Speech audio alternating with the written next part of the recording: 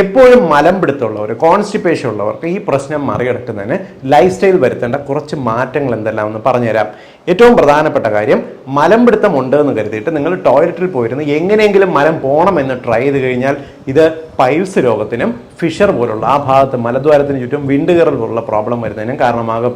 എപ്പോഴും നല്ലത് എല്ലാ ദിവസവും ഒരേ സമയത്ത് ടോയ്ലറ്റിൽ പോകുക. ഇപ്പോൾ രാവിലെ ഒരു 7 മണിക്കാണ് ടോയ്ലറ്റിൽ പോകുന്നതെങ്കിൽ എല്ലാ ദിവസവും ടോയ്ലറ്റിൽ അതേ സമയത്ത് പോവുക.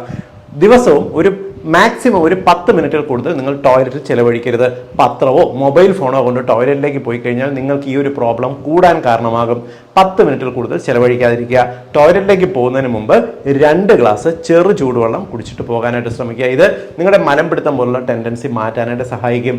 ദിവസവും ഒരു നേരം കൃത്യമായിട്ട് വ്യായാമം ചെയ്യുക. ഏറ്റവും നല്ലത് ടോയ്ലറ്റിൽ പോകുന്നതിന് മുമ്പ് നിങ്ങളൊരു 10 മിനിറ്റ് അങ്ങോട്ടും ഇങ്ങോട്ടും നടന്നതിന് ശേഷം അത് അരക്കെട്ടിന്റെ മസിലുകളെ ഒന്ന് ലൂസാക്കാനും കോൺസ്റ്റിപ്പേഷൻ മാറ്റാനും മലം പെട്ടെന്ന് പോകാനും സഹായിക്കും.